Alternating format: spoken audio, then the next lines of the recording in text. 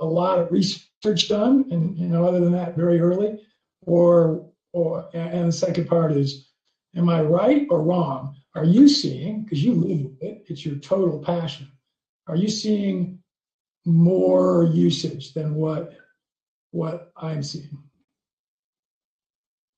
What I have noticed, no, I can't say that I'm probably noticing anything more than what you're seeing. There's not a lot of research, like university research or anything like that, just mainly backyard scientists and things like that. The most recent, or I should say, the research that I am aware of that is the most recent is Dr. David Johnson and the Johnson-Su bioreactor, the compost that he's making, and he's also making extracts with that, and he's doing research with I thought he's in Arizona, but he's doing research with University of California, Chico, or maybe he's just doing classes there, or that's where his composting thing's through. But I was thinking that he was in Arizona. But yeah, Dr. David Johnson has done different published research recently.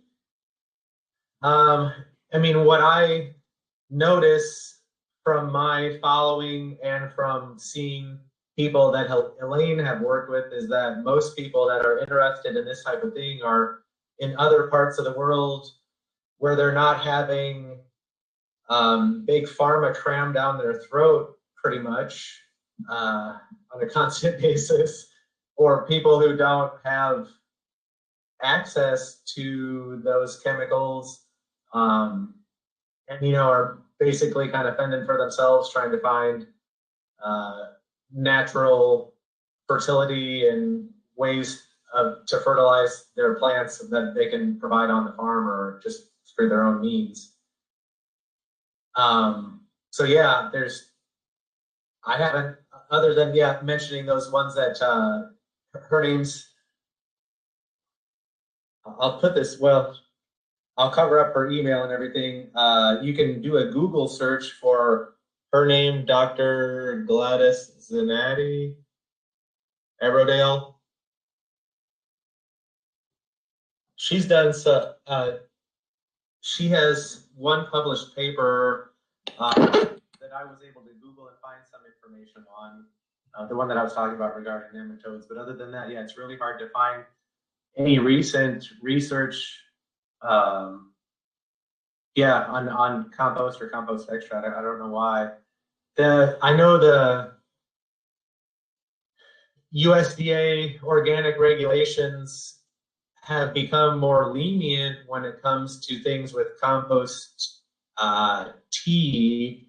Like they used to strictly only allow compost extract, and now they've been allowing tea that, if you follow the 90-120 rule, like not applying it on foliage of plants, above ground plants for 120 days or root plants for 90 days. I might be having that mixed up. But yeah. Other than that, I don't. It's difficult.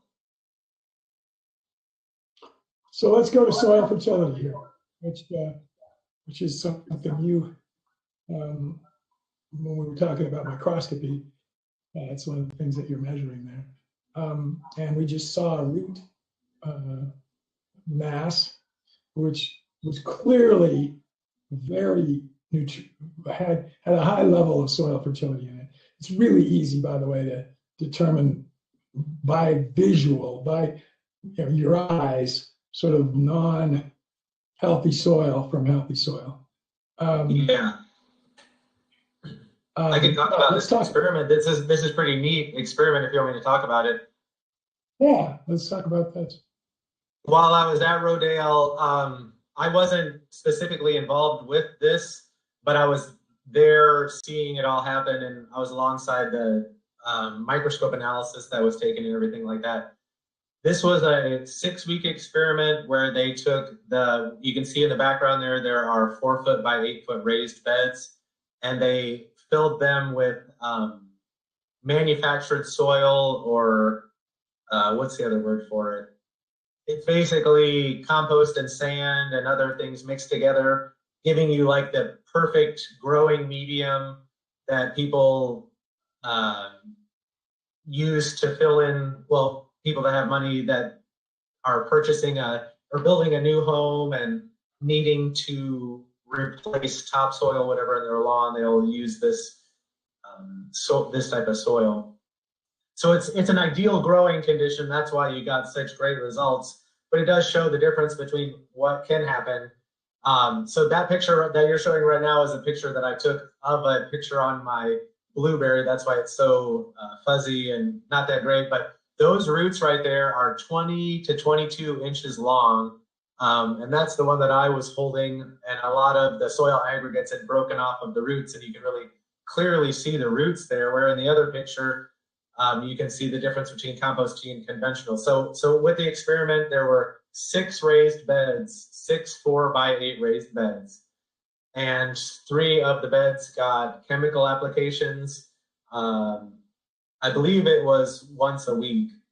And same as like when you hire Scots or Chemlon or whatever to come to your house, they were applying nitrogen fertilizer to the grass there. And then the other 3 beds got nothing but compost tea. And it was only a 6-week experiment, which is not much time in a plant's life and not a long time to get a lot of root growth generally. But in only 6 weeks, we were able to get, or they were able to get 20 to 22 inch long roots and all that aggregation in the soil that you can see on the roots there with compost tea, whereas the side, the next to it version was chemical applications. Because those plants were getting chemicals and all the nutrients that they needed through the chemicals, they really didn't need to put on much root growth. So the sod that had the chemicals applied to it, you could roll most of it up. Most of it you could roll up like the day that they applied it and unrolled it. You could roll it right back up and take it away. It was insane. Yeah. And did the researcher there attempt to publish anything from that?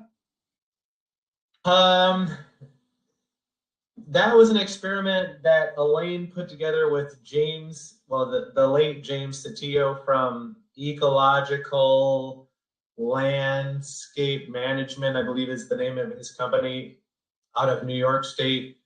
And I believe that the intention was to publish research from that, but Elaine had a whole lot of projects going on at the same time there that she was wanting to do and publish research for, that there was so much happening that I think a lot of it just kind of got swept under the table and didn't get published or Yeah. whatever. So let's go to the microorganisms.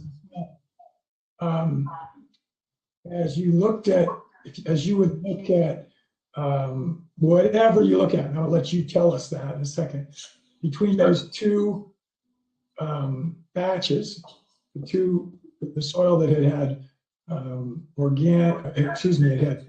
exclusively versus it had industrial fertilization. What would you see different? What would be the difference in soil fertility?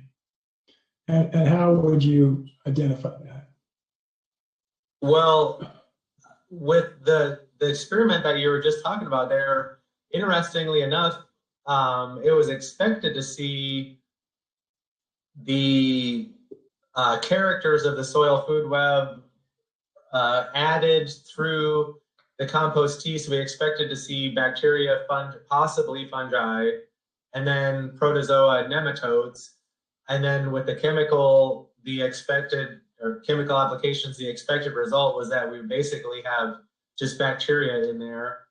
And because it was such a short experiment, they were basically seeing still nothing but bacteria with just a little bit of protozoa in the compost tea applications. It was a blind study, so when they were doing the microscope analysis, the individuals involved didn't know the sample that they were looking at, they were just